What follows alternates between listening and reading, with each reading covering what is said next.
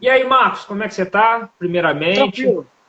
Maravilha, graças a tudo Deus, tudo bem, tudo tudo ótimo. jóia. Um assunto E bom, hein? Esse aqui, assunto é importante. eu queria saber, você está trabalhando ainda? Como é que está a situação? Que as academias todas fechadas, né? Como é que Academias está? fechadas. Então, nas pós-graduações que eu dou aula, eu estou dando aula online, porque Uhum. ainda não voltaram as aulas presenciais. E muito aluno aderiu ao programa online também de personal, mas eu tenho ainda alguns que eu dou algumas aulas ainda presenciais. Mas a Aham. previsão aí para o mês de julho, agosto, se não piorar, né, as coisas voltem ao normal. Eu acho que mais para agosto, talvez. Eu não É, vi a bem, onda lá que estava para academia, mas é o que eles estão tendo mais resistência em liberar, né? ambiente É, mais fechado, né? Ambiente mais fechado, circula menos ar, e aí é laboratório? complicado. Como é que O tá? laboratório, o Positivo. laboratório, as atividades do laboratório, elas não param. Por enquanto não pararam. Por exemplo, os programas de mestrado e doutorado estão sendo feitos via Zoom. Então, tem Uhum. gente defendendo ah, o mestrado ou o doutorado através da internet. Agora, eu não sei como vai ficar a entrada para a prova física, né? Então, geralmente, as universidades que tinham programa na metade do ano agora, não, elas suspenderam, mas algumas outras universidades têm entrada direta, outras não. Então, não sei como vai Será que ficar, vai mas o laboratório em intensificar? si funciona. Será que vai aumentar para o próximo ano? Aumentar o Eles quê? vão criar mais vagas de mestrado por não ter dado no meio do ano? Boa pergunta, viu? Eu não sei te falar, é capaz de compensar, né? Aumentando um pouquinho mais. Tomara. Pensando em É, fazer o mestrado, tomara que e você vê, justo na época que eu vou tentar. cada vez mais a gente está precisando da ciência aí, né? Para desenvolver essas vacinas aí que a gente tanto tá Pois esperando. é, Então, uma coisa que não pode parar é justamente isso. não pode parar de jeito nenhum. E, ô Marcos, conta aí pra galera um pouco do seu currículo, como é que você entrou na Tá? educação física, como é que você resolveu fazer, quando você resolveu fazer educação física e quando, a partir de quando dentro da sua faculdade, ou então depois da faculdade, você decidiu partir para essa área, que é uma área mais neurológica, Perfeito. visando a questão da dor. Eu tenho praticamente 20 anos aí de prática na educação física, né? Eu me formei, eu entrei na faculdade logo que eu saí do colégio. Era uma coisa que eu já Aham. queria fazer desde menino. E o que acontece é que dentro desses 20 anos, tanto da prática como alguns anos em laboratório também, eu nunca deixei de ficar na prática. Então eu atendo pessoas, por exemplo, com diversos objetivos, entre eles dor lombar, há 20 anos. Mas nos últimos 10 anos eu também estou dentro da ciência. Mas o que eu quero dizer? É que dentro desses 20 anos, dentro dessa área, você começa a se apaixonar por várias coisas diferentes, né? E, e dentro disso eu fui mudando até chegar no cérebro, que é onde tudo começa, todo movimento começa lá. Então, como a minha área é a área do movimento, compreender essas nuances corticais, elas respondem muitas coisas, muitas dúvidas que eu tinha e que eu não conseguia responder quando eu não conhecia o cérebro. Então, é Uhum. necessário essa aproximação da neurociência em diversas áreas, sobretudo na educação física. Você teve uma cadeira de neurociências dentro da faculdade? Não tive. Então, na faculdade de educação física, essa é uma coisa que eu luto muito. Assim, hoje eu dou aula em 3 pós-graduações. A primeira Aham. pós-graduação que colocou essa cadeira de neurociência foi a Universidade Celso Lisboa, aqui no Rio. Então, assim, é fundamental essa aproximação da neurociência com a educação física. O Instituto de Neurociências Aplicadas, que é uma outra instituição que eu dou aula, e a UFRJ, também colocaram agora. Ou seja, então, eu acredito que isso vai ser uma tendência dentro das universidades. Nós vamos ter que ter, não só na pós-graduação, mas na graduação, uma disciplina mais específica para a neurociência. Por quê? Quando a gente aprende sobre desenvolvimento, controle motor e aprendizagem dentro da universidade, ou até da pós-graduação, quase não se vê sobre neuroplasticidade, que é o que a gente vai conversar hoje, que é essa Uhum. modificação ali no sistema nervoso. Uhum. Então não se vê muito sobre isso. Isso é importante para a gente entender muito do que a gente vai conversar hoje. Então é necessário essa Lógico. aproximação. E eu tive dificuldade de encontrar essa aproximação. Tanto que O que me credencia hoje a falar sobre esse assunto é muito mais o mestrado que eu fiz em neurociência, e a especialização que eu fiz em dor pelo Hospital Albert Einstein, do que, por exemplo, o que eu tive na faculdade ou em outras pós-graduações que eu fiz. Então é realmente necessário nós buscarmos por fora. E onde que entra então a crítica, né? Por que a gente tem que buscar por fora? Na verdade, a gente tem que atualizar o nosso currículo. Só uma curiosidade. Tem um trabalho que foi feito com fisioterapeutas, né? E outro com os médicos. E ambos, nos dois trabalhos, eles mediram qual era o conhecimento que os fisioterapeutas e os médicos tinham em relação à neurociência da dor. E o resultado foi abaixo do esperado, mostrando que, na verdade, tanto os médicos, os professores de educação física, quanto os fisioterapeutas precisam dessa atualização curricular. Então, isso eu acredito que é uma tendência. Na maioria das faculdades, assim, eu por obra do destino, eu passei por 3 faculdades de medicina, né? Eu fui fazendo transferência, eu passei primeiro em Juiz de Fora, aí depois fiz uma outra prova de transferência para transferir, porque eu queria voltar a morar no Rio de Janeiro, depois fiz outra prova, no final formei na Unigran Rio. Então eu tive experiência de diversas faculdades. Em uma delas apenas que eu tive uma parte mais centrada de neurologia, que foi na primeira, que a gente tinha neuroanatomia, que era totalmente separada da anatomia, era só neuroanatomia, e uma parte de neurofisiologia, que era só neurofisiologia. Eu achei tão mais importante isso, fazer essa parte separada, porque realmente é muito complexo.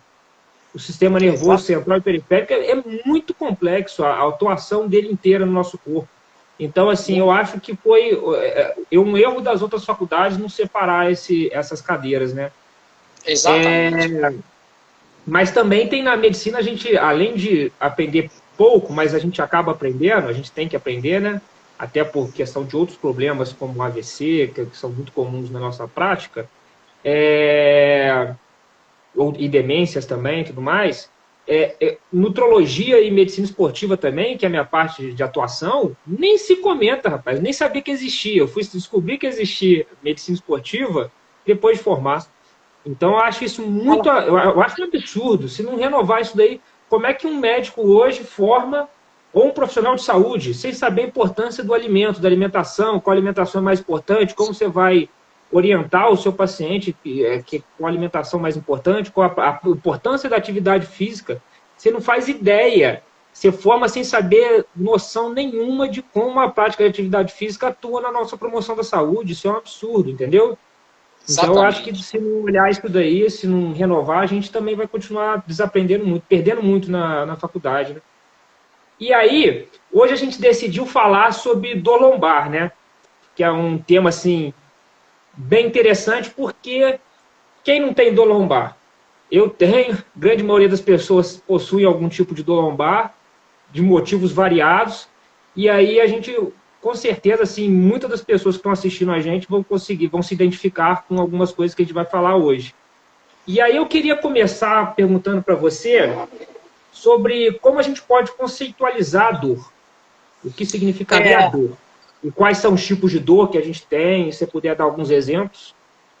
Só um aviso para o pessoal que está assistindo aqui, para aumentar um pouquinho a curiosidade.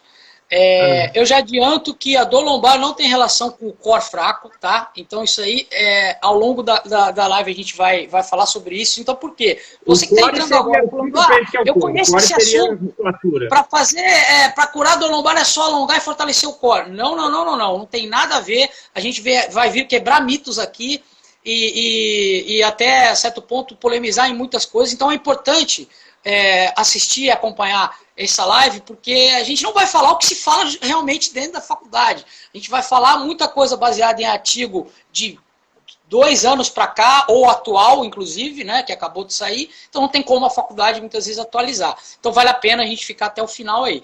Então, justamente, respondendo a sua pergunta, a gente já tem que primeiro situar os 3 tipos de dor, basicamente, que a gente encontra por aí na classificação metodológica, né, para poder estudar a dor. E onde que cada um dos profissionais vai entrar nessa parte? É importante, primeiro, que a gente tenha uma rede de profissionais envolvidos para o tratamento da dor, seja ela lombar, seja ela uma dor crônica, em qualquer outra região.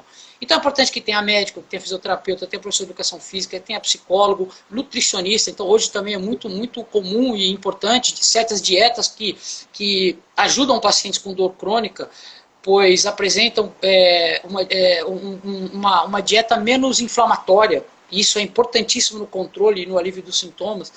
Então basicamente a gente tem o primeiro tipo de dor, que seria uma dor bem comum, que a gente chama de dor nociceptiva. O que é um nociceptor? Por que nociceptiva? Nociceptor são terminações nervosas livres que captam sinais mecânicos, térmicos ou químicos de um limiar considerável, senão, porque isso aqui é um limiar, mas é muito baixo, né? Então tem que ser um limiar considerável, e leva esse sinal para o sistema nervoso, principalmente para o cérebro, para que ele detecte ou não e sinta a sensação dolorosa. Então, esse primeiro tipo de dor, que a gente chama de nociceptiva, é a dor mais comum, é aquela quando você bate o pé, quando você tem um processo inflamatório muito simples ali, você tomou um soco, você está vendo ela ali inflamada, você teve uma lesão, uma ruptura de um ligamento, de um tendão, que é muito comum no esporte, e aí você tem uma dor nociceptiva. E geralmente, quem que vai trabalhar com esse tipo de dor? O médico e o fisioterapeuta. Imagina só, chega um cara na academia com o dedão inflamado, não tem o que eu fazer com o professor de educação física. Eu vou falar, cara, você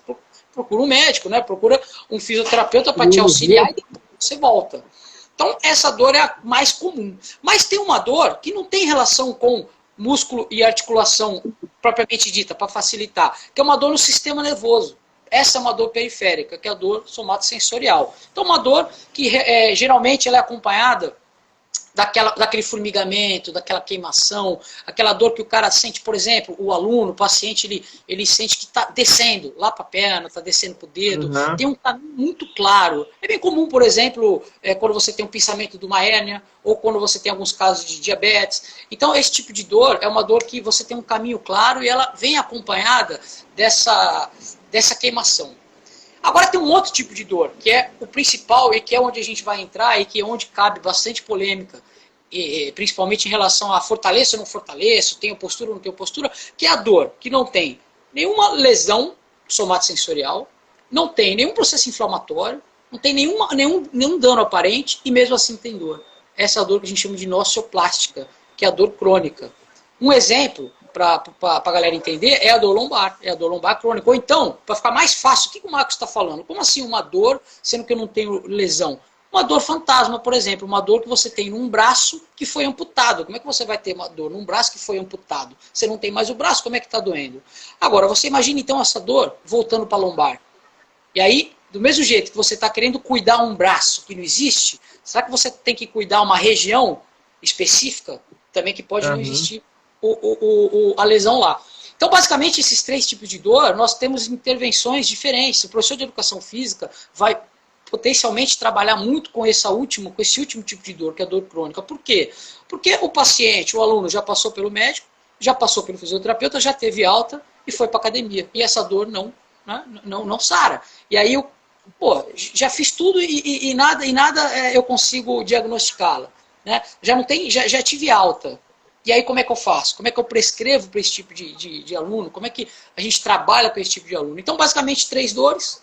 E a dor onde você tem uma lesão aparente e um processo inflamatório aparente, a dor no seu sistema somatosensorial e a dor que é uma origem desconhecida, uma causa desconhecida, ou muitas vezes a gente não consegue visualizá-la. Esse é o tipo de dor da dor lombar crônica, que é a base, né, do que a gente vai discutir. Show. Ótimo. Só para falar rapidamente aqui, explica para a galera o que seria o core, o que significa a musculatura, o fortalecimento do core, porque tem muitas pessoas aqui que não tem essa palavra ainda na cabeça. Se você fizer uma busca no PubMed sobre core, você vai encontrar diversas definições, mas de uma forma geral, a mais falada, mais aceita, seriam músculos que envolvem o complexo lombo-pélvico-quadril, ao redor da musculatura um pouquinho mais externa e principalmente interna do abdômen, que é voltada principalmente para a estabilização. Ocorre que, devido a alguns estudos feitos com algumas interpretações erradas, o core ganhou uma importância muito grande. E ele não tem essa importância toda. Inclusive, tem um artigo chamado Os Mitos da Estabilidade do Core, de 2010, ou seja, há mais de 10 anos atrás, e que já fala sobre isso. Ou seja, o core é importante treinar, mas ele é super valorizado. Ele é tão importante quanto a panturrilha, ele é tão importante quanto o bíceps. Ele não tem absolutamente nada que justifique um treinamento de 1 hora de core. Então, essa musculatura e esse artigo, Os Mitos da Estabilidade do Core, fala muito sobre isso. Para quem quiser saber um pouco mais sobre esse artigo, pode me mandar uma mensagem, eu encaminho o artigo, ele está salvo aqui no meu celular, e vai desmistificar. Agora, é importante trabalhar o core, que essa musculatura onde que está o problema? Falar que a causa da sua dor, e a gente vai ver o porquê, é 100% associada a isso. Que a dor é multifatorial.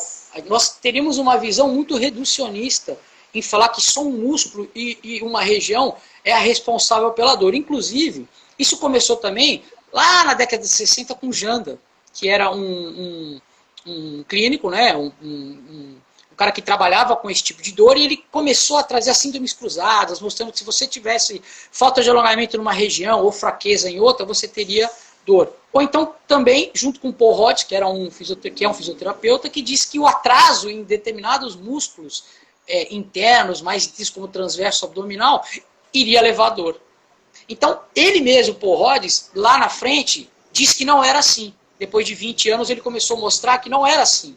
Só que até então você tem um delay, né? Até ele falar que não é assim, teve um delay, e nisso começou uma porrada de intervenção tentando trabalhar com essa questão. Olha, eu vou isolar o seu transverso abdominal como se fosse possível. Não, você vai fazer uma respiração que vai melhorar. Sendo que, na verdade, nada disso tem, pelo menos, evidência robusta.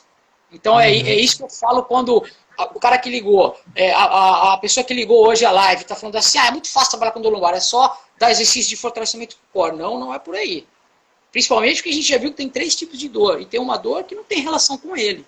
Aí você vai ficar dando exercício de core, e aí? E não vai funcionar. Então, vai a gente tem que entender ela como multifatorial. Desculpa. Se bobear, vai até piorar, porque se você tiver a primeira do tipo de dor, por exemplo, você falou nociceptiva. Você teve uma injúria local por causa de um trauma. Você vai ativar aquela musculatura que já está inflamada, né? Vai inflamar mais. E aí... Tem muito estudo, tem uma coisa interessante ainda dentro disso, tem alguns trabalhos que já mostraram que as pessoas com dor lombar crônica, elas têm a região mais estável, mais rígida. Ou seja, por conta do mecanismo de proteção daquela musculatura tamanho. Aí você vai lá e ainda vai ficar dando rigidez uma região que, nesse momento, tem que ter um pouco mais de mobilidade, provavelmente você vai piorar o quadro. Com certeza. E a gente vai conversar mais sobre isso ao longo da live. Antes, eu queria te perguntar, só para a galera que está assistindo a gente, ter uma noção da dimensão desse tema. Eu queria que você dissesse para a gente um pouco com relação à epidemiologia, qual é a prevalência e incidência de pessoas com dor crônica no mundo? Deixa eu ver se eu consigo mostrar para vocês só um pouquinho desse mapa. Aquele mapa eu sei lá, que não vai ver muito bem, vamos ver se rola. Vocês estão vendo aqui? Peraí que eu vou arrumar aqui até a gente conseguir ver. Se mexer assim na angulação, talvez dê para ver. Exatamente. Peraí, a gente vai achar aqui um ângulo. Peraí. Vê se melhorou aqui, que eu vou tirar. Vê se vocês estão conseguindo vê-lo. Peraí. Enquanto tá tudo branco. Agora foi. Fica assim. Isso, tá vendo? Perfeito. Tá em vermelho. Tudo que tá em vermelho aqui quer dizer dor lombar. Então veja que a dor lombar crônica ela atinge o mundo todo. Ela é a segunda maior causa de afastamento. Então, por exemplo, o que está em azul ali é uma outra comorbidade. O que está em amarelo é outra comorbidade. O que está em roxo é outra comorbidade. O que está em vermelho é justamente a dor lombar crônica. Então, ela é um problema global. E por que ele é um problema global? Porque, primeiro, que ela é subtratada. Ela é tratada apenas de uma forma, quando ela deveria ser tratada de forma integrada. E depois, porque muitas vezes não se leva em consideração os mecanismos cerebrais. Leva-se em consideração apenas o quê? Vamos tomar remédio todo mundo e vamos apenas fazer intervenções locais como o fortalecimento de um único músculo. Então, a dor lombar crônica ela é um problema realmente global. Ela já foi a principal causa de afastamento do trabalho. Hoje ela está como segunda. A primeira está a depressão. Ou seja, ambas são problemas mentais. A dor crônica, a gente vai falar um pouquinho mais sobre isso, o poder que ela tem central é muito grande. O processamento dela é muito grande. Então, você vê que a nossa saúde mental, de uma forma geral, tem piorado muito. E, inclusive, nesses tempos aqui de coronavírus, né, devido a isolamento social e restrição de muita atividade que as pessoas estavam acostumadas a fazer, a dor aumentou.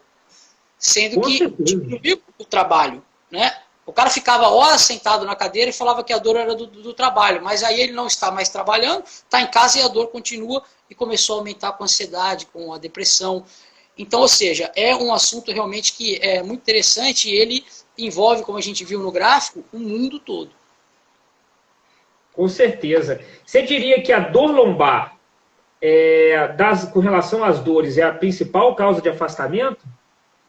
Dentro das dores, ela é...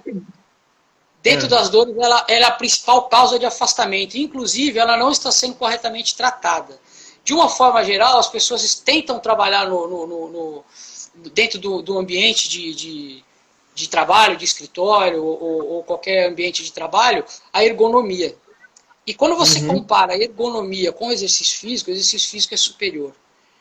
E quase você não vê o exercício físico. Então, até que ponto a ergonomia ali é importante? Claro que é importante, ninguém está falando que não. Mas se não é a primeira linha, por que a gente está usando? Por que a gente não usa também a primeira linha? Por que não acrescentar também exercícios? Vamos manter a ergonomia, mas se os estudos mostram que o exercício está sendo superior à ergonomia, por que não, então, uma intervenção com exercício?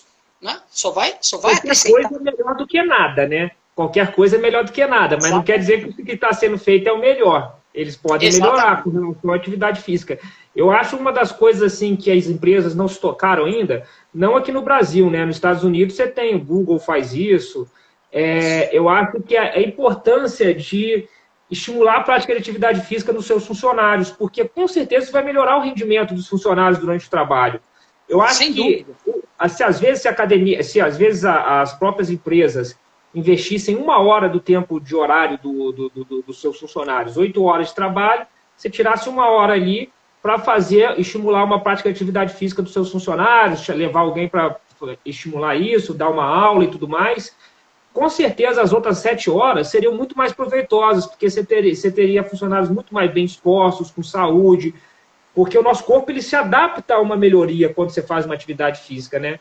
E aí você estimulando isso, o corpo melhora, então você fica menos preguiçoso, menos sedentário, menos, assim, procrastina menos, você começa a atuar. Então eu acho que é uma coisa que as empresas brasileiras ainda não entraram nisso e não mentalizaram isso, né, a importância. Agora vamos falar mais um pouco sobre a fisiopatologia da dor. Eu queria que você me falasse um pouco sobre as alterações dos corpos neuronais, que seria basicamente falar sobre a neuroplasticidade, principalmente no caso da dor crônica, né, que a gente vai falar da neuroplasticidade mal adaptativa. Por quê? Na dor crônica você tem isso. Perfeito. Então, o que seria essa neuroplasticidade? Vamos começar a pontuar um pouquinho, o pessoal entender o que é a neuroplasticidade. Na verdade, esse é um termo que vem sendo usado muito e de forma errada. A neuroplasticidade ela é uma mudança permanente. Muita coisa que a gente vê é uma mudança aguda. Então, a gente não poderia chamá-la assim apenas de neuroplasticidade. Depois, que a neuroplasticidade, muitas vezes é muito difícil de mensurar. Porém, com algumas imagens que nós temos hoje, é possível. Então, a neuroplasticidade seriam mudanças, a plasticidade seriam mudanças estruturais ou então adaptativas e que elas permanecem.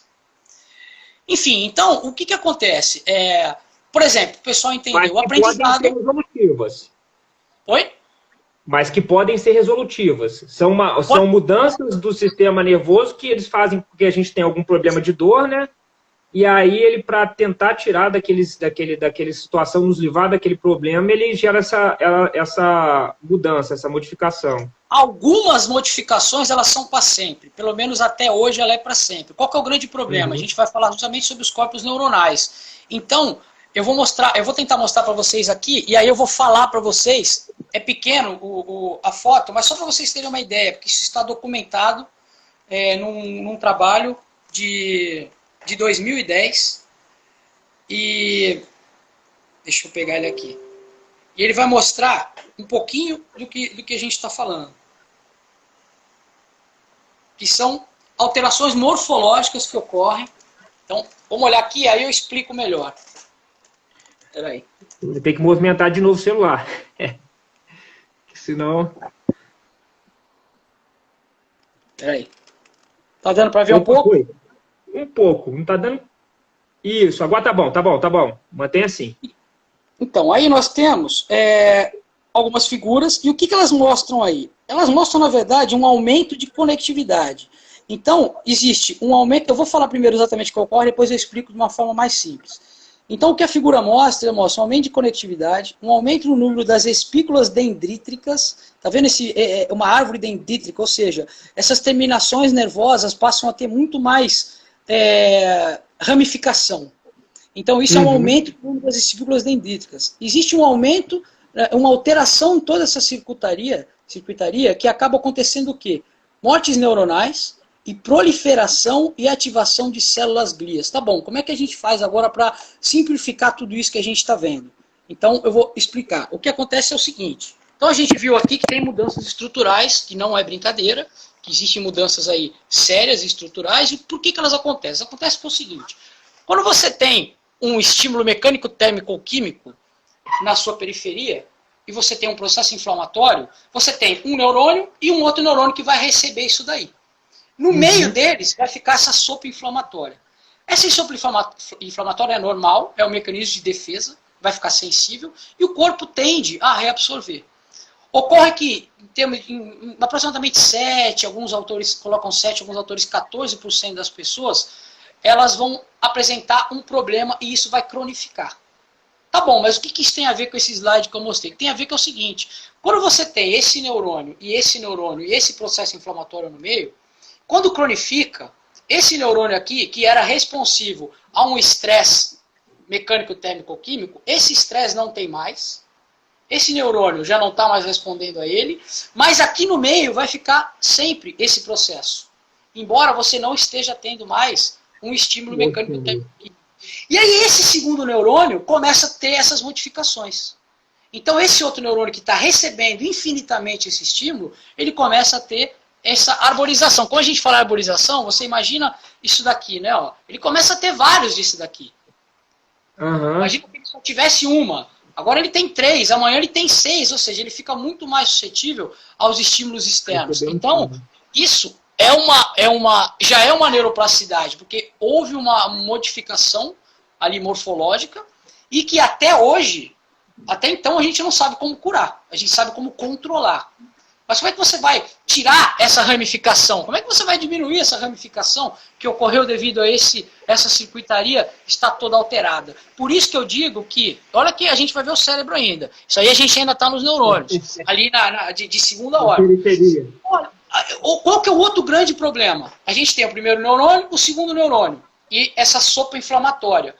Esse excesso de substâncias neuroquímicas batendo no segundo neurônio, faz com que esse segundo neurônio também aumente o número de receptores para diversas neurotransmissores, por exemplo, como o glutamato, que é um dos principais responsáveis estimulando o sistema nervoso central. Ou seja, então esse segundo neurônio, além de a gente ter essa árvore dendrítica mais aflorada aí, com mais terminações, você ainda tem mais receptores para tentar absorver, como mecanismo adaptativo, né, esse processo inflamatório, digamos assim, infinito. Então você tem alterações ali que seria muito reducionista eu falar assim, não, vamos fazer um exercício de respiração, que é esse o seu problema. Não, vamos fortalecer o core, porque o seu problema é esse. Não é esse. Pode ajudar, mas eu não posso simplificar dessa forma. Eu não posso chegar e falar, a sua dor é só porque a cadeira não está bem ajustada. Que dor que eu estou falando? É uma dor específica, nociceptiva, aquela dor que eu estou muito tempo na mesma posição, é uma dor crônica, que eu já estou há 3 meses, há 6 meses, há 1 ano, e que houve essas alterações morfológicas. E não termina por aí. Olha que interessante esse outro slide aqui. Então, você está falando basicamente que a dor pode ter um estímulo nociceptivo, mas não quer dizer que ela sempre tenha. Que ela tem outros... Você pode ter, porque você ficou muito tempo numa mesma postura, você pode acabar tendo um tipo de dor, que é essa de estimulação mecânica nociceptiva. Aí depois, mas não é o caso da dor crônica. A dor que sempre acontece com a pessoa é uma adaptação, uma neuroplasticidade, uma adaptativa. Porque essa dor de muito tempo sentado, se você mudar a posição, ela já melhora. Pegaram 2 grupos, um trabalho bem assim, justificou isso. Eles pegaram 2 grupos, né? e os dois ficavam sentados. Um tinha dor lombar e o outro não. Então por que os dois estavam sentados? Por que um tinha dor lombar e o outro não? O que eles perceberam era que o grupo que apresentava a dor lombar não mexia muito a pelve, não mexia muito o quadril, ficava muito tempo na mesma posição. Então, a melhor posição, como a gente sempre brinca, é a próxima. Se você ficar se modificando na cadeira, essa dor vai embora. Mas é aquela dor persistente, que não para nunca. Então, essa dor persistente que não para nunca, que é a dor crônica, a gente vê que teve alterações morfológicas, né? Que houve um aumento muito grande no número das espículas dendríticas, né? Naquela figura que a gente colocou, né? Como se isso aqui fosse terminações nervosas, eram 3, passaram a ter 6, 9. Então, como é que você vai modificar isso depois? Então, isso já houve ali uma plasticidade. Só que essa plasticidade não termina aí. Ela sobe, ela vai lá para o cérebro. Então, eu vou mostrar para vocês justamente isso. Está pequenininho, mas eu vou explicar, tá bom? Então, eu vou aproximar de novo aqui. Me avisa se vocês conseguirem ver. Vira tá dando mais. Para ver? Não. Agora está dando para ver melhor. Tá, tem um cérebro. Um cérebro e um gráfico do lado. Seria isso? Isso, exatamente. O que diz esse cérebrozinho aqui, olha, e esse gráfico? Esse cérebro ele mostra, pintado, regiões que foram alteradas nas pessoas com dor lombar crônica. Alteradas como? Houve uma diminuição na densidade da massa cinzenta. E o gráfico do lado justamente mostra o quanto que isso foi significativo quando comparado com um grupo assintomático. Ou seja, o que a gente enxerga nessa figura? A gente enxerga que existem alterações morfológicas lá nos neurônios e lá no cérebro. O cérebro das pessoas com dor lombar crônica mostrou-se com uma densidade menor de massa cinzenta. Então, justamente eu volto naquele início. Então seria muito simples eu falar que uma única intervenção vai melhorar. Simplesmente respire, simplesmente olhe a natureza, simplesmente use um mini band e coloque o cara a 45 graus com a perna para cima. Não é assim, pô. Não é tão simples assim. Pode ajudar? Ótimo, mas eu não posso falar para todo mundo que a causa é essa. Então a causa não é essa, nós temos mudanças ali. Agora, o que é interessante? Um dado bem interessante. As pessoas com dor crônica, elas perdem aproximadamente 1,3 centímetros cúbicos de massa cinzenta por ano. Existe uma relação de quanto menor a massa cinzenta, maior a sensação de dor. E o exercício físico aumenta a massa cinzenta. Num trabalho de Batoli e colaboradores de 2016 no Irã, eles mostraram que o exercício físico aumentou em cerca de 85% essa densidade da massa cinzenta. Ou seja, o exercício físico é fundamental. Agora, qual é o melhor, a gente vai ver. Mas ele é fundamental. Então, a pior coisa que a pessoa pode fazer é ser sedentária. Porque se o exercício físico contribui para isso, né, para aumento da massa cinzenta, a gente já consegue ter intervenções, né, bem específicas e pontuais que vão ajudar os nossos pacientes, os nossos clientes. Perfeito. Agora eu queria que você falasse um pouco para a gente com relação ao efeito placebo e nocebo da lombalgia. Eu queria explicar primeiro conceitualmente o que seria efeito placebo e depois o que seria efeito nocebo. Tá? E aí depois explicar a relação disso com a lombalgia. Isso é muito comum na lombalgia, isso é muito comum na prática do professor de educação física, do médico, do fisioterapeuta, que é o quê? Crenças em cima de comportamentos que vão levar ou não à dor. Então, por exemplo, o efeito placebo, que geralmente é mais conhecido. Eu vou dar um exemplo para o pessoal entender. Quando você acredita muito que uma intervenção vai te trazer resultado, então, para dar um exemplo simples, você tem um medicamento para tirar a sua dor, que é uma cápsula de farinha, que não serve para nada. Mas a sua expectativa é tão grande de que, ao tomar esse medicamento, você vai melhorar, que você passa a ter melhora. Já tem muito trabalho em cima disso. Tem um trabalho que mostrou que quando você passava uma pomada analgésica placebo, ou seja, era uma pomada, né, que não servia para absolutamente nada. O que tinha ali de substância nela não era analgésica, mas as pessoas falaram, passa porque ela é analgésica. E aí as pessoas que passaram nesse estudo perceberam o quê? Que o limiar de dor se modificou. Elas sentiam mais dor antes de passar a pomada. Quando passaram a pomada que elas acreditavam que iria resolver, iria diminuir a dor, elas tiveram diminuição na dor. E detalhe, o que esse estudo mostrou também é que o outro grupo que tinha a mesma pomada enfiada no bolso, enfiada na mala, sem utilizar, só em saber que tinha pomada lá, já também teve redução na dor.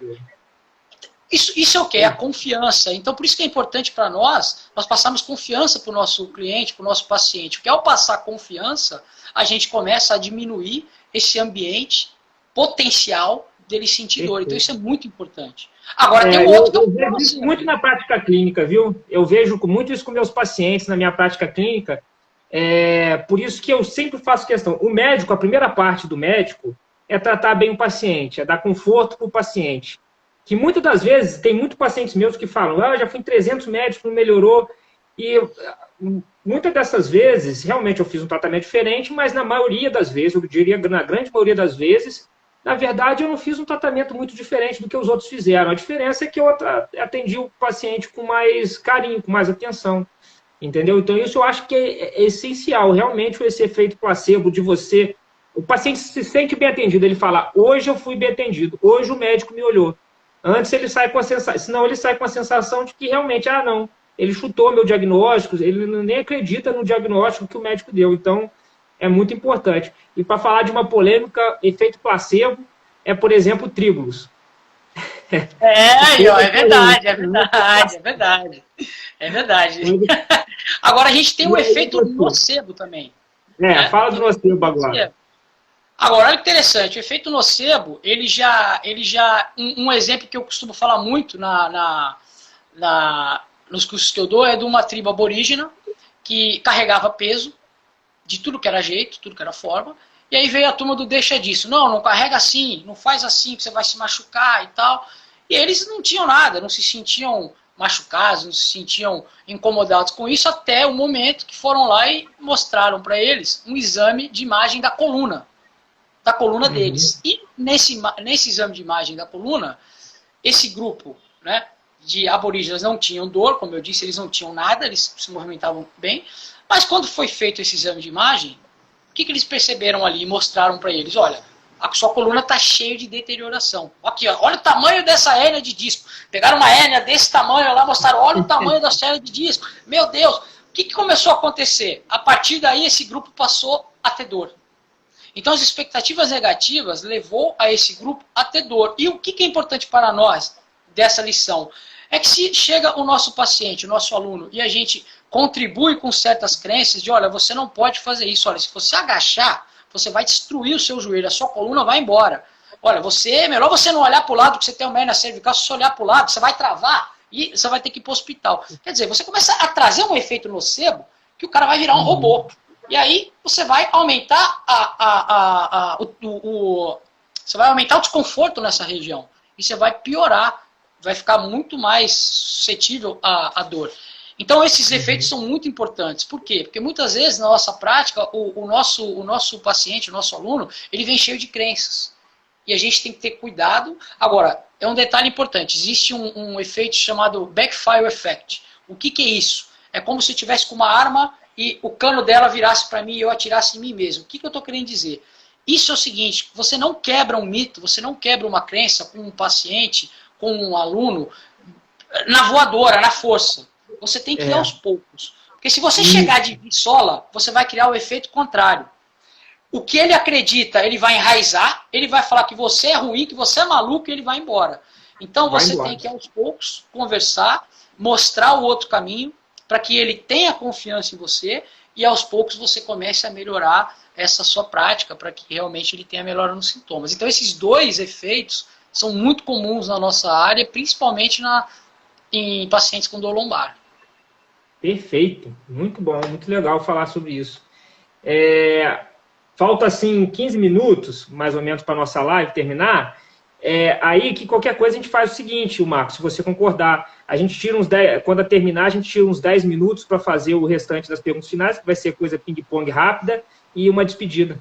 Pode ser? Maravilha, perfeito. Show.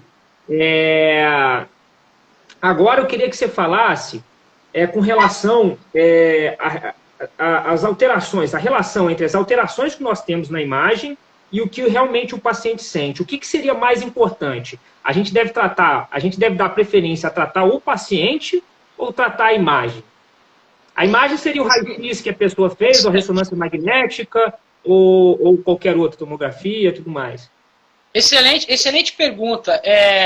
ela foi respondida, inclusive, nesse trabalho aqui, que eu vou mostrar. Aqui podia ter um negócio da gente clicar e mostrar o que tem numa tela, alguma outra tela, vou né? ficar bom ainda nisso. Dá para enxergar aqui? Mais ou menos. Peraí. Assim dá um pouco melhor. Melhorou? Melhorou. Dá para ver o esqueleto. O que está escrito não dá para ter ideia. Então, aqui é um esqueleto, onde cada círculo dele mostra um exame feito nessa região. Então, existe um círculo no ombro, mostrando das lesões que foram encontradas no ombro. Um círculo no... Deixa eu virar a câmera aqui, ó. Eita. Melhorou um pouco? Tá bom, tá bom. Tá, então aqui ele mostra justamente uma coisa que eu vou ler para vocês aqui. Como a gente está falando de lombar, isso aqui é um artigo de 2019 que ele se chama Trate o seu paciente e não trate a imagem. Justamente o que a gente conversou. E o que a gente encontra aqui? Eu vou virar o celular aqui de novo para mim. E eu vou ler para vocês um dado aqui dele. Quando a gente olha esse esqueleto, para vocês terem uma ideia, quando a gente fala aqui no quadril, 3.110 pessoas, tá? 3.110 pessoas, de até 50 anos, 80% delas tinham degeneração discal, 36% tinham protusão discal, ou seja, lesões, assim, para ficar mais fácil a gente entender, ou no disco, ou nas articulações, ali na coluna, e eram assintomáticas, não tinham dor nenhuma. Então, se eu estou tratando a imagem, eu caio nesse erro de chegar para essa pessoa e tratar a imagem. Quando eu trato a imagem, eu faço igual os aborígenes australianos. Eu começo a criar expectativas negativas e dor. Então a imagem ela é complementar. Ela, claro, a gente não vai jogar uma imagem fora. A gente tem que olhar, mas a gente não tem que tratar a imagem. O nosso paciente, o nosso aluno, não é a ressonância. É uma pessoa. E lembrando que a dor ela tem uma abordagem biopsicossocial, ou seja, existem componentes cognitivos. Porque a dor, por teoria, ela é uma experiência sensorial e emocional acompanhada ou não de dano tecidual, de lesão. Então, você tratar uma imagem especificamente e deixar de tratar o ser humano, você não está levando em consideração que ela é uma experiência emocional e sensorial. Você está olhando uma imagem. E aí a gente tem que ter muito cuidado. Então, a imagem serve sim para a gente olhar, mas como diz o artigo de 2019, um artigo bem recente, chama Dick, o nome o nome do pesquisador. Depois eu posso enviar para vocês. Ele mostra, então, que existe uma quantidade muito grande de pessoas assintomáticas com degenerações. O que eu quero dizer com isso também? Pelo que a gente percebe, é normal degeneração. É um processo natural.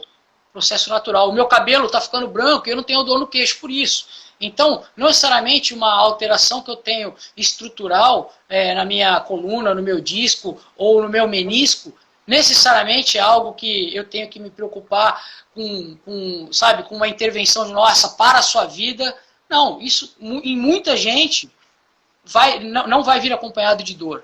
Então, a gente tem que tratar sempre primeiro o paciente, primeiro o nosso aluno e usar o exame apenas como complementar. Ótimo. Então, vou te fazer outra pergunta. Eu estou anotando aqui as perguntas das pessoas para fazer no final, se der tempo. Tá? Outra pergunta que eu queria te fazer é o seguinte. Qual é a relação do perfil neurofisiológico, psicológico do paciente com o seu quadro? Eu falo paciente, mas vocês costumam ter mais uma relação de aluno, né? Vocês não costumam falar tanto paciente. Ou vocês também falam paciente? Falo para paciente, nosso aluno. O que é importante que a neurociência trouxe para a gente nesse assunto é que quando a gente tem aquele primeiro neurônio e aquele segundo neurônio e aquelas transmissões entre um neurônio e outro, isso daí não termina no segundo neurônio, ele sobe e vai para o cérebro. Só que quando ele começa a subir, ele começa a passar por diversas áreas do nosso corpo, do nosso tronco encefálico, de regiões subcorticais até chegar no cérebro. Ocorre o quê? Que esse sinal nociceptivo, quando ele começa a subir, ele começa a desregular, digamos assim, diversas áreas que estão relacionadas, por exemplo, com o humor, com o sono, com a fome, com o medo. Então, o que a gente espera, geralmente, de um de um paciente, de um aluno com dor crônica? Alterações comportamentais. Então, provavelmente ele vai chegar mal-humorado, ele vai chegar com alterações de sono, ele vai chegar com alterações na fome. Inclusive, tem um trabalho que mostra que essas alterações crônicas no sono aumentam em 126% a sensibilidade na região somatosensorial, no músculo. E diminui a liberação de substâncias opioides analgésicas do núcleo accumbens, que é uma outra região, além da substância cinzenta paraquedutal, dos núcleos da RAF, que liberam substâncias analgésicas, opioides, para o nosso. Seria um mecanismo de defesa do nosso corpo. Então você imagina, pessoas que dormem mal aí, que já virou crônico, elas têm uma sensibilidade muito maior à dor e o sistema de analgesia delas é pior, é deficiente. Então, como que a gente espera? Tem um estímulo químico maior, né? Exatamente. Então, é importante que a gente entenda esse quadro, porque o nosso paciente, o nosso cliente, o nosso aluno, ele vai chegar com essas mudanças. Ele vai chegar com essas alterações. E a gente tem que ter estratégias para trabalhar, e por isso que é importante, então, justamente a confiança. Ele tem que ter confiança em nós, por isso que a gente falou muito do efeito nocebo-placebo. Porque ele já chega... Como é que você vai criar uma intervenção com uma pessoa que é mais sensível à dor e tem medo, e essa intervenção no dia seguinte vai doer mais? Tem um trabalho que avaliou 2 grupos que fizeram exercício físico, e em um grupo foi falado que a pessoa não ia ter dor, que o grupo não ia ter dor, e no outro disseram que ia ter muita dor. Ou seja, o mesmo estímulo, só que essa informação no outro grupo potencializou a dor. Então, e esse tratamento, essa injeção que eu vou dar nesse meu aluno, quando eu falo eu vou dar, digamos, o médico, né? Essa cirurgia que o médico vai fazer, essa intervenção que o fisioterapeuta vai fazer, o exercício que eu vou dar, será que não é interessante, acompanhado de informações, para diminuir essas expectativas negativas do nosso paciente? Então, a neurociência está trazendo isso para a gente. Isso, na verdade, a gente chama também de educação em dor. A gente tem que trabalhar essas expectativas. Isso é interessante você falar, porque eu já cheguei a passar na residência de neurocirurgia lá em São Paulo, e comecei a fazer, né? Fiquei pouco tempo, não tive condição financeira de me manter com a bolsa de residência, e o neurocirurgião de lá, que eu conheci, que eu acompanhava, ele falava muito da seguinte forma: ele olhava um paciente e falava assim, esse paciente eu não posso operar. Porque ele falou, não importa o que eu fizer, a cirurgia pode ser perfeita, ele vai continuar sentindo dor. Então ele tinha meio que uma seleção de pacientes que realmente eram pacientes que poderiam operar e com isso ter uma melhora do quadro, e pacientes que eles iam continuar com essa perspectiva sempre de piora. É o paciente que ele magnifica tudo, entendeu? Ele às vezes não tem... É isso aí que você estava falando, explicando. Ele já fica tão preocupado com aquela dor, ele fica tão desesperado, ele aumenta tanto aquele sintoma, que se você operar, provavelmente às vezes até piora esse quadro de dor, porque vai vir outro estímulo álgico da dor, da cirurgia, e aí ele vai ter uma precipitação maior. Ele fazia isso e assim, na época eu não prestava tanta atenção, mas você falando eu liguei agora. É interessante que alguns trabalhos também já mostraram que as pessoas com dor crônica têm alterações em regiões do cérebro, como a ínsula e o córtex cingulado anterior, e a amígdala, por exemplo, que são regiões, ínsula e amígdala, que são regiões que vão mostrar justamente esse medo, que controlam luta e fuga. Então, existem alterações nessas regiões desses clientes, desses pacientes, que justificam o porquê desse medo. Então, a gente tem que ir devagar, realmente, a gente não pode chegar naquele backfire effect, né, chegando e colocando uma verdade para eles, porque existem alterações plásticas, neuroplásticas ali, em áreas que foram realmente modificadas, né? É bem comum quando a gente fala de cinesiofobia, você tem alterações nessas regiões, então a pessoa vai ter medo de se movimentar. E provavelmente acontece isso nesses pacientes, né, que já chegam ali, né, que o seu colega percebeu, né? Então, existem alterações ali crônicas, né, que justificam aí esse comportamento. A grande maioria dos pacientes com hérnia, que neurocirurgia opera muita hérnia também, né? E aí, vamos mudar agora um pouco e vamos falar sobre o tratamento, né? Que aí, então, a gente falou sobre o que é a dor, e agora vamos explicar para o paciente as opções de tratamento que eles possuem, a diferença, o que não, assim, não existe muito milagre, é uma coisa muito ampla de gama de tratamento. E eu queria começar por uma coisa assim bem polêmica, que é o abuso dos opioides. Opioide, para quem não sabe, são medicações derivadas da morfina, que tem efeito bastante analgésico, assim, um efeito analgésico muito maior do que a grande maioria dos analgésicos, como paracetamol. Alguns opioides são fracos. Aqui no Brasil a gente não tem tantas opções, as medicações são mais controladas e você tem opções de opioides que não são tão fortes assim como a codeína. Mas eu queria que você explicasse para a gente aí com relação a esse abuso de opioides, do uso de opioides no tratamento da dor, dessa dor crônica. Nós temos hoje dados que mostram que 136 americanos morrem por dia por overdose de opioides. Então, o que acaba acontecendo é que ele não deveria ser a primeira linha, a linha de frente de trabalho. Por outro lado, ela é a que mais rápido resolve. Porém, o corpo começa a criar resistência e você precisa de doses cada vez maiores. Então você imagina 136 americanos morrendo por dia pelo uso de opioides. Então, o que a gente tem que fazer para tentar modificar esse quadro? Tem um dado que vale a pena a gente ressaltar, é que nós temos um sistema endógeno, um sistema do nosso corpo natural de liberação de opioides.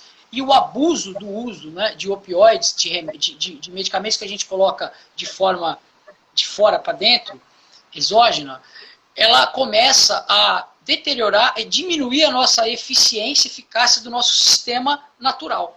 Então, além de você ter essa crise, por isso que você vai precisando também de cada vez mais doses, cada vez mais doses, você começa a se adaptar. Então, ou seja, talvez ele resolva na hora, mas isso vai, a longo prazo, levar a quadros desesperadores, podendo chegar nesse quadro de overdose. Então, o que é importante? É importante uma avaliação médica para mensurar o quanto desse medicamento vai ser estabelecido, junto com o psicólogo, o profissional da educação física, o professor de educação física e o fisioterapeuta. E onde que entra o papel, principalmente do professor de educação física? Na estimulação do exercício físico. Por quê? Porque o exercício físico ele é uma das ferramentas que liberam opioide natural. Então, ao se movimentar, a gente começa a liberar substâncias, neurotransmissores que vão trazer analgesia. Tanto é verdade que quando você pega uma pessoa que fez, antes de fazer exercício físico, e você pega, por exemplo, isso daqui, olha, e você aperta na pessoa antes do exercício físico e fala, quando doer você fala. Aí a pessoa, tá doendo. Aí você pede para fazer exercício e aperta de novo, você vai perceber que você vai precisar fazer mais força para essa pessoa sentir dor, ou seja, mostrando, isso são estudos, eu estou exemplificando aqui. Tem trabalhos que mostram isso com algômetro, que é como a gente mede, mostrando que o exercício físico traz analgesia. E qual que é a grande vantagem disso? Que trazendo analgesia, você diminui o número de opioides. Então, o aluno, o paciente, quando ele volta ao médico, o médico vai reavaliar e, muito provavelmente, vai diminuir esse uso de opioides, ou então trazer um mais fraco, contribuindo para a melhora do nosso cliente, do nosso paciente. Então, é importante que isso seja colocado, porque o professor de educação física ele não pode chegar para o aluno e falar, você não vai tomar remédio. Pelo amor de Deus, não é isso. Quem vai fazer isso é o médico, ele quem vai medir isso daí. Mas é importante a comunicação dos dois, do físio, do professor, do psicólogo, para que a gente consiga cada vez menos tirar o medicamento desse cliente, desse paciente, desse aluno, e trazer cada vez mais a atividade física. E às vezes até usar opções menos deletérias, né? Usar analgésicos aí como dipirona, que mesmo assim não usar muito. Eu sempre falo para meus pacientes que qualquer medicação ele tem seus efeitos nocivos, né? Ele tem seus problemas. E aí o único remédio que eu conheço que assim, praticamente não tem problema, a não ser que você tenha alguma lesão por algum outro motivo específico, é a atividade física, é a dieta. Então, são coisas assim que são melhores que medicação. Medicação a gente está tratando, mas também tem seu efeito colateral, todas elas. E principalmente os opioides. Os opioides eles têm um mecanismo de vício absurdo, é como a cocaína forma o mecanismo de vício dela, né? Que não deixa de ser um derivado de um opioide. Então, quanto mais você usa, mais você se torna dependente dessa medicação, mesmo sem ter aquela dor. Você necessita, o seu corpo ele pede aquela medicação. Então isso é muito deletério para o paciente, não tem, tem que ser muito ponderado, né? Às vezes você tem alguns médicos que são assim preguiçosos e simplesmente prescrevem para todo mundo. Mas eu acho que cada vez isso tem melhorado mais, sabe? Cada vez menos tem existido médicos que fazem com preguiça, saem tacando medicação. Que a gente sabe hoje em dia o quão deletério é você medicar demais um paciente. Tá faltando aqui pouco tempo, por isso que eu enrolei um pouquinho. Tá faltando só um minuto para encerrar essa live. E aí mas tá faltando poucas perguntas. Enquanto isso, você vai explicando para a gente, antes de acabar, assim que acabar, só para avisar para a galera, assim que acabar essa live aqui, eu já começo outra para a gente fazer mais uns 10 minutinhos aí para encerrar o assunto, tá? Então não sai, galera. Se sair, quando sair, volta todo mundo de novo. E agora, como a gente já falou do opioide, a gente vai falar sobre outro tipo de tratamento, que para mim é o mais importante, que é a prática de atividade física. Falta 30 segundos. Eu acho que não vai dar nem tempo de você falar.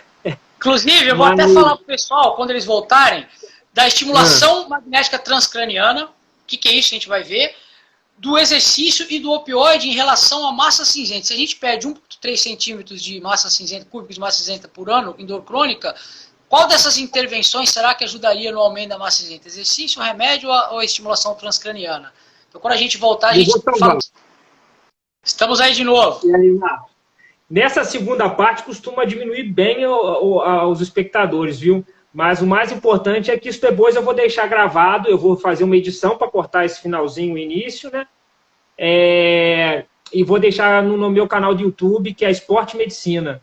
E aí, que muita gente já, durante essa live, já curou a dor, só em gente falar já diminuiu a dor, aí já foi embora. Eu li também. Teve a pessoa que falou isso mesmo. Mas realmente, isso é um papel nosso como profissional de saúde, é estimular a pessoa, não desanimar. Se a gente desanimar, a pessoa vai piorar o quadro de dor, e não importa qual ele seja. Entendeu? É verdade.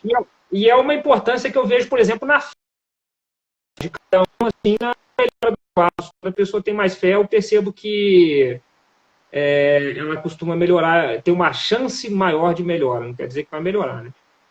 Então vamos falar para a parte...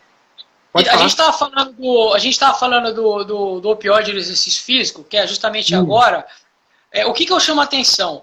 Que quando a gente toma um remédio, um analgésico, a gente não sabe se esse remédio, por exemplo, vai aumentar a densidade da massa cinzenta do cérebro. Agora o exercício físico vai. Então, dentro dessas perspectivas, o exercício físico ele se torna extremamente necessário, porque ele tem esse poder de liberar essa substância analgésica e modular aquelas áreas do cérebro que a gente viu em relação à massa cinzenta.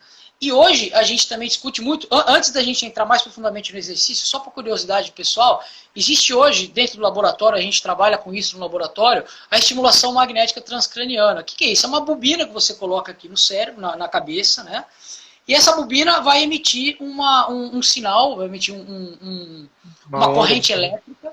Exatamente. Essa corrente elétrica vai estimular mais ou menos uma determinada região. Então, hoje a gente sabe que quando você estimula, por exemplo, o córtex motor, você consegue trazer analgesia em diversas situações. Mas o que a gente não sabe será que isso vai ser acompanhado do aumento da massa cinzenta também? O exercício, sim.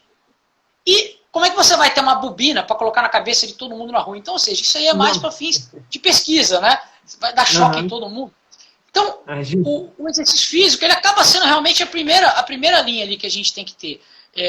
Não só porque ele é simples de fazer, não por isso, mas porque realmente ele melhora a dor e aumenta a massa cinzenta. Duas coisas que são extremamente importantes para a gente. O que a gente provavelmente vai perguntar, que as pessoas perguntam mas qual é o melhor exercício?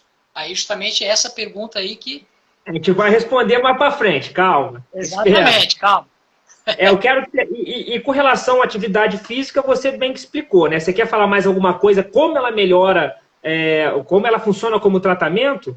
Então, você basicamente falou que ela vai fazer essa adaptação melhor da substância cinzenta, que ela vai liberar substâncias analgésicas, vai fazer estímulos químicos analgésicos no nosso corpo. E, além disso, ela pode reparar essa mal adaptação, ou essa neuroplasticidade mal adaptativa, ou essa neuroplasticidade realmente não tem como? Nem com atividade física, nem com nada, ela vai melhorar? Essa é a pergunta que eu tenho curiosidade no projeto do doutorado, que é justamente, eu escrevi um projeto justamente para responder essa pergunta. Será que uma intervenção de exercício físico para pacientes com dor lombar crônica, exercícios que trabalham em regiões que são comumente mais alteradas, como a ínsula, o córtex pré-frontal,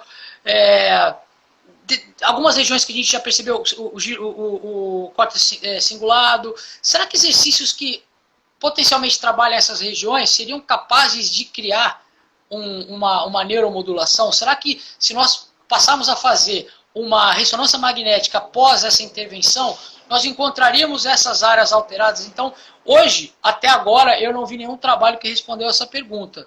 Inclusive, eu fico passando mal aqui na expectativa de alguém responder, porque é muito difícil pesquisar isso. A gente precisa realmente de... É muito difícil, mas assim, se isso realmente acontecer, aumenta ainda mais a importância do exercício físico, porque ele passa a ter um poder neuromodulador. Passa a ser realmente algo como a primeira linha. E digo mais, a gente mudaria as guidelines. Por quê? Porque aí sim nós teríamos intervenções específicas para determinados tipos de dor. Lembrando que não existe uma matriz de dor, como já foi postulado no passado. Por que não existe? Porque essas mesmas matrizes de dor que piscam quando você coloca uma ressonância magnética, elas piscam também com outros estímulos. O que nós temos geralmente, áreas que são alteradas na dor de pessoas que têm fibromialgia, às vezes é diferente de uma pessoa que tem dor crônica, lombar.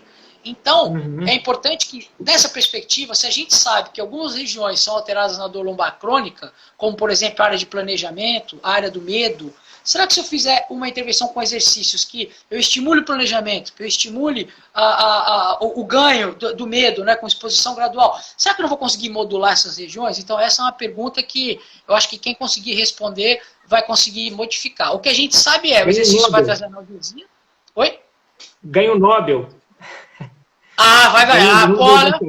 Vai colocar o exercício em outro patamar mesmo. Ele já está lá, né? Mas seria... Eu tenho muita dificuldade de fazer esse trabalho, porque exige muito material. E ressonância magnética funcional, infelizmente, a gente não tem em todos os lugares. Mas eu ainda vou conseguir essa resposta. Ou se alguém conseguir também, não esqueçam de me falar, porque eu estou desesperado, né? Me conta. Agora, o exercício aumenta a massa cinzenta e, como você disse, ele melhora o nosso sistema de analgesia natural. Então, a gente precisa de doses diárias de exercício aí para poder ter esse benefício. Agora, lembrando que o exercício físico em pacientes com dor, geralmente, ele cria desconforto no dia seguinte. No dia seguinte, ele pode ter uma dor muito grande, porque essas pessoas são mais sensíveis a isso. Então, a gente tem que ter cuidado em não exagerar na dose inicial e explicar para o nosso paciente, para o nosso aluno, que no dia seguinte pode ser que ele fique bem mais dolorido do que o comum, mas que isso a médio prazo vai ser a melhor intervenção para que ele não sinta mais esses quadros de dor que ele costuma sentir. Então, a gente tem que ir devagar no exercício físico nas fases iniciais. Sobrecarga progressiva, esse princípio que você vai aumentando sempre aos poucos, porque nem todo mundo já está preparado para virar um atleta, né? Exatamente. E aí, então, isso aí você já estaria tratando sobre a perspectiva futura. Você quer falar mais alguma coisa sobre perspectiva futura, além dessa mudança neuronal que pode ser que surja, pode ser que a gente consiga uma atividade física, mas o que você gostaria de falar? Quais são as perspectivas futuras no tratamento da dor lombar? Principalmente a epigenética. Então, a gente começar a buscar muito epigenética. Existe um trabalho que eu tive acesso pelo pessoal da USP, né? Não exatamente eles. Esse trabalho está sendo feito com um laboratório em conjunto com o pessoal da USP, o laboratório da Alemanha. Eu esqueci o nome do pesquisador agora, mas depois eu passo para quem quiser.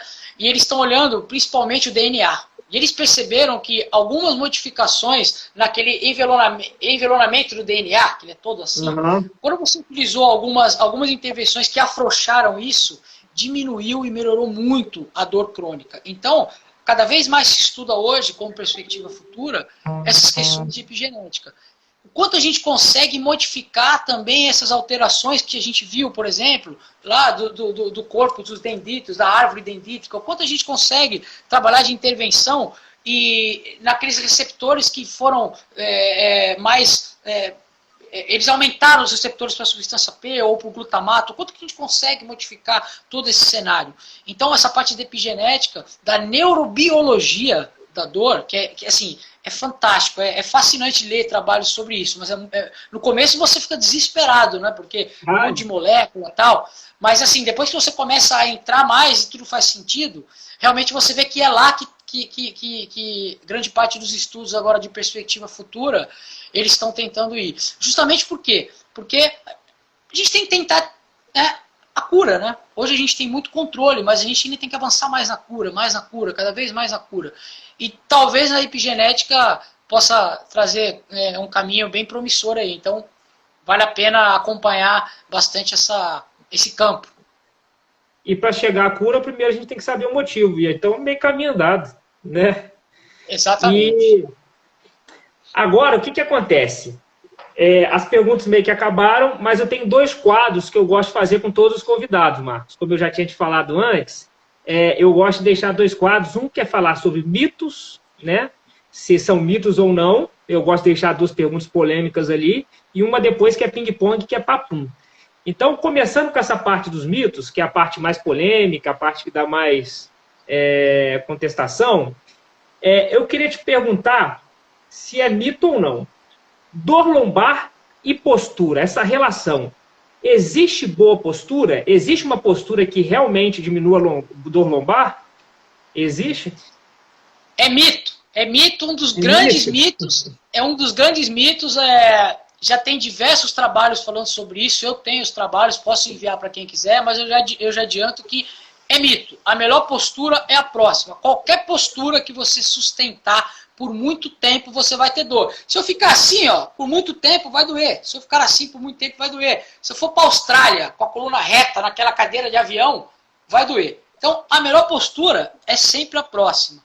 Existe, sim, a questão de uma boa postura para determinada tarefa. Ou seja, a postura, ela tem relação com a tarefa. Por isso que não existe uma boa postura para tudo. Depende da tarefa. Para eu ficar em pé na fila do banco, não existe boa postura. Agora, para eu levantar 50 quilos cada lado no agachamento, existe uma boa postura, até porque senão eu vou cair com a barra. Agora, quando eu associo dor e postura, são mundos diferentes e um corpo robusto de evidências mostram que essa associação de causa e efeito tem que ser feita com muito cuidado. Porque existe diversas pessoas que vão assumir posturas como olhar o celular assim e não vão ter dor cervical. Inclusive, esse é um trabalho que chama TestNeck, nacional, feito pelos pesquisadores aqui, fisioterapeutas aqui do Brasil, que eles não encontraram essa associação de você ficar olhando para o celular e ter. Agora, óbvio que se eu ficar assim durante um tempo muito grande, vai doer. Mas se eu ficar assim também, Então, entendi. Postura e dor é um mito que a gente tem que quebrar. Porém, como eu disse, para determinadas tarefas de levantar peso ou de performance, a postura é extremamente aplicável e recomendada. Agora, a posição que você está sentado... Né? Seria a próxima pergunta que eu te faria. É onde a biomecânica entra, a importância da biomecânica. Eu queria te perguntar isso.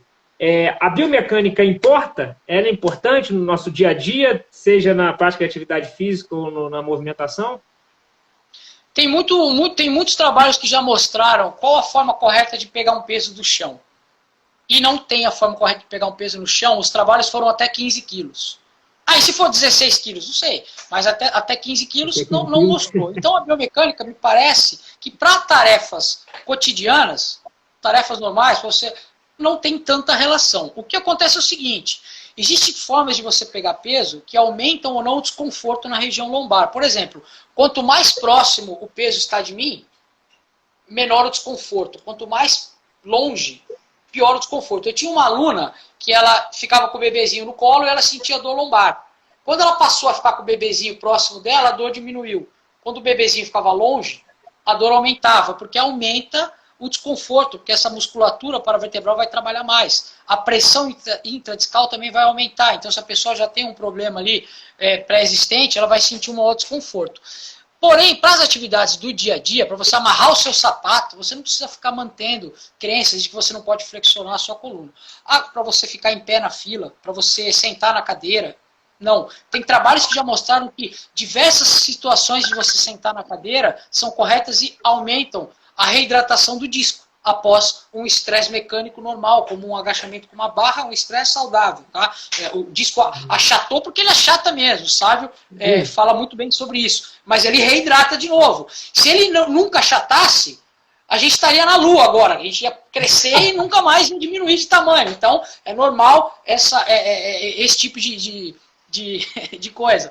Agora, para determinadas tarefas esportivas ou de determinados gestos motores, a biomecânica é fundamental. E quando ela não é respeitada, você pode aumentar o estresse em cima de uma articulação. E aí você vai parar o exercício por dor articular e não por falha da musculatura. Ou então o seu gesto, né, não vai ser tão eficiente, você não vai conseguir uma performance tão boa. Agora, esses mitos, quando eles se... Por que acontece muita confusão? Porque muito mito da parte esportiva entra para o dia a dia. Aí você está na academia pegando peso com as suas costas, tentando manter mais reto possível para você não cair, e aí você vai falar para a pessoa que vai pegar a moeda no chão, tem que fazer isso também. Quer dizer, não tem o menor sentido. Então, a biomecânica é importante, mas quando a gente pensa nessa perspectiva. Agora, para tarefas diárias, os estudos aí têm nos mostrado que a gente não tem que ter essa preocupação, até porque o nosso corpo é plástico, o nosso corpo é resiliente. A gente tem uma capacidade muito grande de mexer músculos e articulações. Inclusive, tem um trabalho que mostrou que as pessoas que são mais suscetíveis a ter dor eram aquelas que menos se movimentavam, elas mais restringiam o padrão motor. Toda hora elas ficavam se movimentando de forma engessada. E o que isso é importante para nós, principalmente da área de educação física? Entender que quando um cliente vai fazer um exercício físico, um paciente vai fazer um exercício físico, existe um intervalo de confiança muito grande. O que é isso? Existe formas diferentes de se movimentar. Eu não posso querer padronizar todo mundo para agachar igual. Eu não posso querer padronizar todo mundo para ter o mesmo padrão. Se você tem pessoas que têm um fêmur desse tamanho, outros desse. Tem gente que tem um tronco desse tamanho, o outro desse. Isso também é biomecânica, isso vai interferir no movimento. Você tem diversos tipos de pessoa. Né? Exatamente. Exatamente. Perfeito, cara. Muito legal essa sua explicação. Eu acho que... Então, esse a gente pode classificar como semimito. Biomecânica importa, mas exatamente. Exatamente. Semimito. Então, agora vamos ver se você consegue. Até agora, ninguém conseguiu. O Sávio, por exemplo, que é nosso amigo, também tentou, mas não conseguiu, quer fazer o ping-pong. Eu vou fazer a pergunta e é papum, é responder isso e tal, ou é sim ou não, ou é só uma... Vamos tentar. Primeira pergunta do ping-pong. Qual o melhor exercício para a lombalgia? Não tem. Não tem? Não tem. O que a gente sabe é o seguinte, o exercício físico, talvez tenha o pior, mas o melhor não tem. Por quê? Porque como a gente está tratando de dor crônica, não é mais uma dor pontual da musculatura lombar. O que a gente quer é analgesia. Então, se você pegar o último guideline, a última diretriz sobre exercício físico e lombalgia, não tem a relação do melhor. Vários ajudam. Caminhar ajuda, musculação ajuda, natação ajuda, diversos ajudam. Não tem o melhor. É o Pilates. Ajuda também. Ajuda também. O que seria o pior? Não fazer nada. Fica em casa, aí é ruim. Ou, né, exercícios malucos, sem pé nem cabeça, que a gente sabe que vai machucar. Mas em termos de pergunta, qual é o melhor exercício para a dor lombar? Não tem ainda. Foi um semi-ping-pong, então. Na resposta, você foi bem. Você é mais rápido. Não, tá ótimo. Eu até fiquei curioso, eu não te cortei, falei, vou deixar ele falar. Qual é a maior causa de dor lombar? Olha, é uma pergunta bem interessante. Para responder no ping-pong, eu diria sedentarismo. Sedentarismo, perfeito. Ótimo. E qual a importância o que é mais importante? Fortalecimento da musculatura ou postura? No fortalecimento. Caso do fortalecimento. O fortalecimento vai te permitir assumir posturas por mais tempo. Perfeito. Ótimo. Qual é a maior causa de lombalgia? Ela é psicológica ou mecânica? Entre essas duas, qual que seria a maior causa? Se for aguda, até 3 meses, provavelmente é mecânica. Se essa dor for persistente há mais de 3 meses, provavelmente é central. Ótimo, perfeito. Brigadão, Marcos. Se alguém quiser deixar alguma pergunta agora, que já terminei o ping-pong, mas eu esqueci de anotar a pergunta ali que o pessoal fez. Foi mal, fiquei entretido aqui. Mas, ô Marcos, eu queria te agradecer muito, eu aprendi demais com você hoje, entendeu? Essas lives têm sido muito importantes para mim, porque além de eu conseguir conversar com diversas pessoas e trazer informação para todo mundo que está assistindo, eu estou aprendendo muito, cara. E, assim, por mais que eu tenha uma ligação um pouco maior com a neurologia do que a grande maioria dos médicos, eu realmente não conhecia diversos desses conceitos que você falou e diversos dessas técnicas que você falou. Então, assim, eu aprendi demais e te agradeço muito por ter participado dessa live com a gente e queria que você deixasse aí um recado final para a galera, também deixar o seu perfil para te seguirem, o seu perfil profissional, tá? Muito obrigado mesmo. Bom, eu só tenho a agradecer, eu posso te garantir que quem mais aprende sou eu, porque todas as vezes que eu vou fazer uma live, eu saio correndo atrás de artigo, eu estudo de novo. Então, quer dizer, quando a gente passa informação, nós somos os que também, né, mais aprendemos, né? E essa live, para mim, foi fantástica, porque eu aprendi muito com você, com muita coisa que você disse, né, da área da medicina. E a mensagem que eu tenho para passar para o pessoal é que quem tem um paciente com dor, que tenha uma equipe multidisciplinar, com psicólogos, com médicos, com professores de educação física, com fisioterapeutas, principalmente, tá? E claro que existem outros profissionais, mas assim, esses 4 campos eu conheço melhor, eu poderia já de cara falar sobre esses profissionais. E o que eu puder fazer para ajudar dentro do que eu sei, podem contar comigo. E é um assunto que eu gosto, estudo muito, e estou aí para contribuir, para estudar e para compartilhar o que eu souber também. Então eu vou falar, só porque você falou disso, eu já vou tentar me adiantar. Ele falou da importância do trabalho multidisciplinar no tratamento, por exemplo, dessa lombalgia. Eu diria que isso é importante para todos os pacientes. E pensando nisso, eu estou com uma ideia de criar um simpósio, que eu já tenho essa ideia já bem adiantada, e eu convidei o Marcos e convidei outros participantes, e que esse simpósio, ele tem como tema principal, base, a imersão na promoção da saúde. Então, quer dizer, quem quiser fazer, a gente vai lançar já, logo, logo, esse simpósio, e eu quero mostrar a importância do tratamento multidisciplinar. Parar com esse negócio de cada um ir no profissional. Eu vou no médico porque eu estou com dor lombar. Não, vamos tratar com vários profissionais. E a importância da comunicação desses profissionais.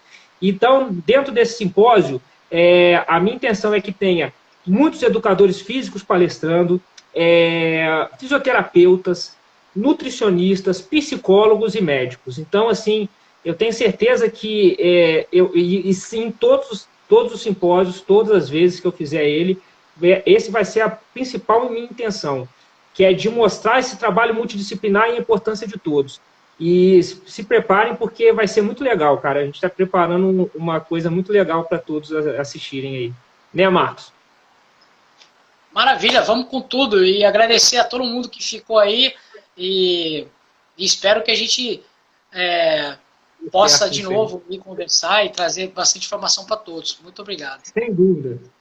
Então, galera, é o seguinte, me segue também qualquer coisa no meu canal do YouTube, Esporte Medicina. Essa live eu vou deixar lá, tá? Eu vou editar. Daqui uns 3 dias eu devo colocar lá no meu canal do YouTube. Todas as lives que eu faço eu deixo editadinha lá para correr direto. Também quem quiser me seguir, DR Selênio CF, no Instagram. E o Marcos Russo é diferente, né? É Marcos Russo, o final é com 0? Ou é um O maiúsculo? É um 0 porque já tinha um outro que se antecipou. E aí, quando eu fui cadastrar o meu Marcos Russo, falou, já tem alguém com esse nome aí. Eu falei, então deu ruim. Aí o Russo é um O. Russo, né? É Marcos Russo, mas o O final é um 0. Um 0.